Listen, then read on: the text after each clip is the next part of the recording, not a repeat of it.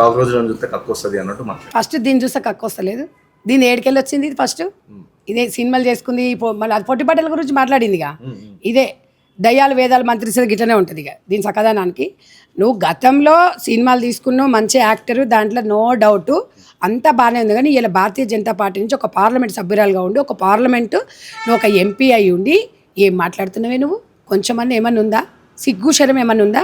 విద్యార్థులు అంటే ఎవరు? ఇలా విద్యార్థుల విజయం. ఇవాళ అమిత్ షా మోడీ గారు దీనికి బాధ్యత వహించాలి. విద్యార్థుల మీద లాఠీ చార్జీలు చేసి వాళ్ళేమైనా దేశద్రోహులా, వాళ్ళేమైనా రౌడీలా, వాళ్ళేమైనా గూండాలా? ఇవాళ ఇంతమంది పిల్లల మీద మీరు లాఠీ చార్జ్ చేస్తే దానికి క్షమాపణలు చెప్పాల్సింది పోయి ఇప్పటికి కూడా చెప్పకుండా, స్పందించకుండా నోటికి వచ్చినట్టు మాట్లాడుతున్నావు. ఎవరికి పుట్టిరంటే నువ్వు ఓనికి పుట్టినవే? నువ్వు ఓనికి పుట్టినవు? అసలు నువ్వు ఎక్కడ దానివే? నువ్వు మా విద్యార్థులను అంటావా? విద్యార్థి దశ నుంచే ప్రతి ఒక్కటి కూడా ఎవరికైనా కెరీర్ ప్రారంభమవుతుంది. అది మర్చిపోయినావా? నీ గతం మర్చిపోయి మాట్లాడుతున్నావు. పార్లమెంట్ సభ్యురాలంటే జవాబుదారీగా ఉండాలి, ఒక బాధ్యత వహించాలి. నేను ఆడదాన్ని కదా, నేను ఏదైనా మాట్లాడితే చెల్తుంది అనుకుంటుండొచ్చు, కానీ ఆడదాన్ని ఒకటైతే ఒక పార్లమెంట్ సభ్యురాలు బాధ్యతగా ఉండాలి. మీరు అధికారంలో ఉన్నారు. ఇవాళ దేశంలో పిల్లలకి ఒక అమ్మలాగా నువ్వు ఒక సూచన ఇవ్వాలి. అమ్మలాగా సూచన ఇవ్వకుండా ఇంకో దానిలాగా ఇస్తున్నావు నాకు. ఇక ఎందుకంటే నీకంటే సంస్కృతి లేదు, కానీ నేను ఒక మహిళగా నేను అనలేకపోతున్నా. కానీ ఇవాళ మీకు దీని గురించి ఒక విషయం తెలియదు అయ్యా. గతంలో నల్ల చట్టాల గురించి ఎయిర్పోర్ట్లో మాట్లాడినప్పుడు పోలీసు చంప చెల్లు అనిపించింది. ఇవాళ యువత చెప్పులు తీసుకొని కొడతారు దీన్ని. చూడు, నేను చెప్తున్నా కదా, యువత, నేను విద్యార్థుల తరపున చెప్పు తీసుకొని కొడతాం. ఇంకొకసారి యువత గురించి మాట్లాడితే మురికి కాలువల, మురికుల వాళ్ళు లేకపోతే ఎక్కడ? ప్రతి ఒక్క వ్యక్తి ఇవాళ రాజకీయంగా కానివ్వండి, ఒక జాబ్ పరంగా కానివ్వండి, విద్యార్థి దశ అనేది చాలా కీలకం. దాన్ని మీరు కూని చేస్తున్నారు. ఇవాళ మీరు 100 అవును, మరి మీరు తప్పు చేయాలంటున్నావు కదా. నువ్వు ఒక పార్లమెంట్ సభ్యురాలు కదా, మళ్ళీ మీ విద్యాశాఖ మంత్రి ఎందుకు రాజీనామా చేసినాడే? ఎందుకు చేసినాడు? తినేది అరక చేసిండా? తప్పు మీరు చేసి, అవును విద్యార్థులు వాళ్ళ ఉద్యమాలు చేస్తారు, ఉద్యమాలు చేసిన విద్యార్థి అవుతాడు. ఎట్లా అవుతాడు? అది మర్చిపోయినావా నువ్వు మొత్తం వేషాలు కట్టుకొని అన్నీ కట్టుకొని ఆకట్టేసుకొని వచ్చి నిన్ను అక్కడ ఉన్న ప్రజలు గెలిపిస్తే పిల్లల్ని ఈ రకంగా తిడతావా? మళ్ళీ నువ్వు ఎట్లా గెలువు నువ్వు? అంటే నేను ఎర్రగున్నా, నేను బుర్రగున్నా, నేను ఏం మాట్లాడితే చెల్తుంది అనుకుంటున్నావా? ఇవాళ ఒకరొకరు నడుములు ఇరిగినాయి, చేతులు ఇరిగినాయి. విద్యార్థులు వాళ్ళ భవిష్యత్తు ఎవడు? దానికి ఎవరు జవాబుదారీ? బీజేపీ ప్రభుత్వం కాదా? ఇవాళ ఇప్పటికీ కూడా అమిత్ షా గారు ఇప్పటికీ కూడా నోరు తెరవలే. ఇప్పటికి కూడా దాని ఇంకా విద్యార్థి తరపు నుంచి మాట్లాడాలి. మోడీ గారు సెల్ఫీ వీడియో చేస్తే అంత చల్లారిపోయింది అంటారు. నేను చెప్తున్నా కదా, ఈ కంగానా అనే మొహంది ఎట్లుంటుందంటే, దీన్ని నేను సామెత వాడతా కదా, వెనకటికి దానికి చింతకాయలు అమ్ముకునే దానికి సిరిమంతం వస్తేనంట వంకర టింకర ఉండే కాయలు ఏం కాయలు అని అడిగిందట. గట్టి ఉంది దీని బతుకంతా, దీని సినిమాలో దీని జీవితం అంతా ఉంటుంది. మళ్ళీ ఇది పొట్టిబడ్డల గురించి మాట్లాడుతుంది. వామ్మ ఇట్లాంటి ఇది ఆ మురికి కంపలకి వచ్చి మురికి దాంట్లోకి వచ్చేసి మళ్ళీ విద్యార్థులని ఎవరు అని అడుగుతుందా? సిగ్గుందా నీకు? తెలంగాణ కానీ ఇక్కడ దేశంలో విద్యార్థి యువతల జోలికి వచ్చినావు అనుకో, తాట తీస్తాం బిడా.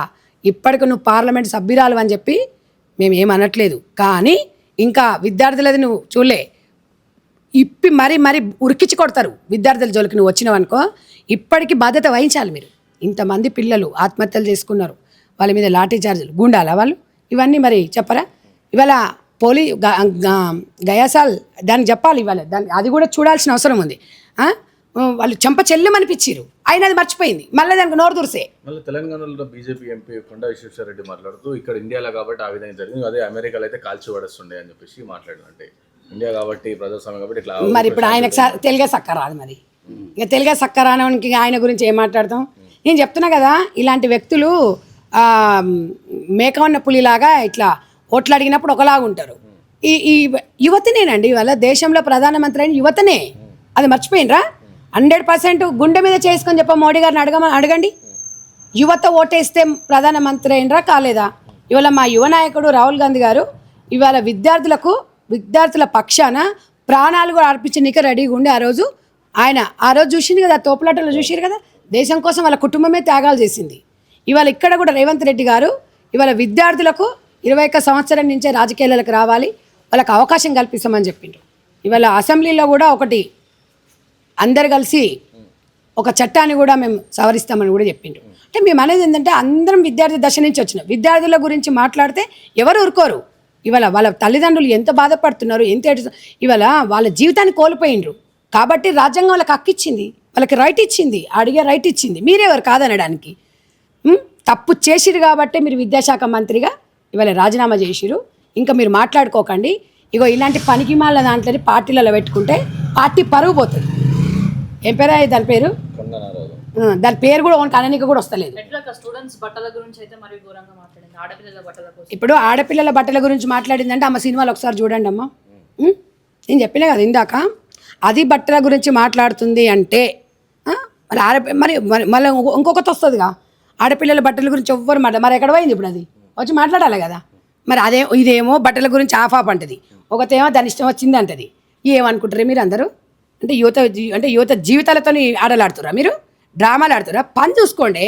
ఎందుకు విద్యార్థుల జోలికి ఎందుకు పోతున్నారు మీరు? ఒక్కొక్కటి ఒకలాగా మాట్లాడుతుంది, ఒకటి వచ్చి మాట్లాడతాయి, మొత్తం రంగులు ములుపుకుంటే లాస్ట్కి వస్తాయి, రాజకీయాలకు వస్తాయి. కుక్కను తీసుకొని సింహాసనం కుడుతుంది చూడు. ఇవాళ అక్కడున్న పార్లమెంటు, అక్కడున్న ప్రజలు ఈమెకు ఓటేసి పార్లమెంట్ సభ్యులాగా గెలిపించుకున్నారు. ఇప్పుడు దానికి ఏముంది? ఇప్పుడేముంది? విద్యార్థులని ఈరోజు తిడుతుంది. నెక్స్ట్ తెలంగాణ రాష్ట్రంలో కూడా బీజేపీ అధికారంలోకి వచ్చే అవకాశం ఉందని చెప్పి కూడా మాట్లాడుతున్నారు. చిలక చూస్తే మత్స్య చెప్తారు, వచ్చి తిరగమనండి. మరి మొన్న సర్పంచ్ ఎలక్షన్లల్లా మరి ఇవన్నీ ఎందుకో రాలేదు. ఒకటి చెప్పనా, తెలంగాణలో ప్రజలు, దేశంలో ప్రజలకు తెలుసు ఎవరు ఏందని. ఈ దెబ్బతో అందరికీ తెలిసిపోయింది. ఒక్కటే గుర్తుపెట్టుకోవాలి, ఇప్పటికీ కూడా మోడీ గారు సెల్ఫీ వీడియో తప్ప ఆయన బయటకు వచ్చి విద్యార్థులతో మాట్లాడింది లేదు. ఫ్రెండ్స్ అంటూ మాట్లాడడం జరిగింది. ఎలా చూడొచ్చు? అంటే భయపడ్డాడు అనుకోవచ్చు మోడీ గారు. అంటే ఒకటి బాధ్యతగా అనుకుంటా నేను. భయపడ్డా బాధ్యత అంటే మోడీ గారిని నేను వ్యక్తిగతంగా ఇష్టపడతా. ఎందుకంటే తనకు సింపుల్ సిటీని ఇష్టపడతాను నేను. ఎందుకంటే తన తండ్రి చనిపోయినప్పుడు పాడేమోసిండు. కొన్ని బీజేపీవి ఆయన సిద్ధాంతాలను పాటిస్తున్నాడు. వ్యక్తిగతంగా మంచి వ్యక్తి కాబట్టి ఒక వ్యక్తిగతంగా విద్యార్థులకు అండగా ఉండాలి. ఆయన విద్యార్థి దశ నుంచే వచ్చినాడు కాబట్టి ఆయన చేసేటివి కొన్ని, వాళ్ళ అమ్మ దగ్గరికి వెళ్ళడము, ఎంత బిజీగా ఒక ప్రధానమంత్రి అయినా కూడా తల్లిని మందలియడము, తల్లితో ముచ్చట్లు పెట్టడం, అందరం ముచ్చటించుకున్నాం, అందరం సంతోషపడ్డాం. కానీ ఇలా ఆయనకు భయం కాదు, లోపల బాధేసింది. ఇలా విద్యార్థుల మీద లాఠీచార్జ్ జరిగితే ఆయన మొహంలో కనిపించింది. అందుకనే చెప్తున్నా, ఇవాళ మోడీ క్షమాపణ చెప్పాలి, అమిత్ షా క్షమాపణ చెప్పాలి విద్యార్థులకి. లాఠీచార్జులు వాళ్ళు, నేను అందుకే చెప్తున్నాను, దేశ ద్రోహులు కాదు విద్యార్థులు. మీ రైట్ మీరు కొట్లాడే రైట్ మీకు ఇచ్చిండ్రు. కాబట్టి బీజేపీ పార్టీ ఇంకా కూడా ఇప్పటికి కూడా మీరు ఇప్పటికి కూడా తేరుకోలేదనుకోండి, చాలా నష్టపోయే పరిస్థితి ఉంది. విద్యార్థులను పిచ్చోళ్ళని చేయకండి. సో దీని తర్వాత ఇంకోటి రిజర్వేషన్ హటావ్ ఆందోళన కూడా స్టార్ట్ అయింది. అంటే సీజేపీ ఎట్లయితే స్టార్ట్ అయింది, ఇది కూడా రిజర్వేషన్ తీసేయాలి అని చెప్పి కూడా పెద్ద ఒక్కటి నాన్న, ప్రతి ఒక్క వ్యక్తికి రాజ్యాంగం ఒక హక్కునిచ్చింది. ఆ హక్కులో మాట్లాడే అవకాశం వీళ్ళకు ఇచ్చిండ్రు. కాబట్టి ఎవరిని మనం క్వశ్చన్ చేసేది డెఫినెట్గా. ఎవరు ఏది ఉద్యమాలు చేసినా కూడా మనం అందరం కూడా స్వాగతించాలి తప్ప ఎవరిని కూడా నీకు అవసరం లేదు అనే రైట్ మనకు లేదు. కాబట్టి ఒక్కటే చెప్తున్నా, ఇక్కడ తెలంగాణ కానీ దేశంలో కానీ ఒక్కటే చెప్తున్నా, విద్యార్థులకు యువతకి సమన్వయం పాటించండి నాన్న. జీవితాన్ని ఖరాబ్ చేసుకోకండి. ఉద్యమాలు చేయండి, కానీ మొత్తం చనిపోయే విధంగా, మీ తల్లిదండ్రులను బాధపట్టే విధంగా మీ మీద మీ తల్లిదండ్రులు ఎంతో నమ్మకాన్ని పెట్టుకున్నారు. ఆ నమ్మకాన్ని ముమ్ము చేయకుండా మీరు స్మూత్గా చేయండి. అడిగే రైట్ మీకుంది. చదువుకోండి. మీరు ప్రతిభావంతులు కావాలి. దేశానికి వెన్నుముక్కలు లాంటి యువత ఇలా విద్యార్థులు. కాబట్టి ఒక అమ్మగా చెప్తున్నా నేను, మీరందరూ కూడా సమన్వయం పాటించి ముందుకెళ్ళాలి. దీనికి మొత్తం పూర్తి ఎక్కడ నష్టం జరిగిందో పూర్తి బాధ్యత అమిత్ షా గారు, ప్రధానమంత్రి మోడీ గారు స్పందించాల్సిన అవసరం ఉంది, బాధ్యత తీసుకోవాల్సిన అవసరం ఉందని చెప్పేసి నేను ఒక అమ్మగా చెప్పదలుచుకున్నాను.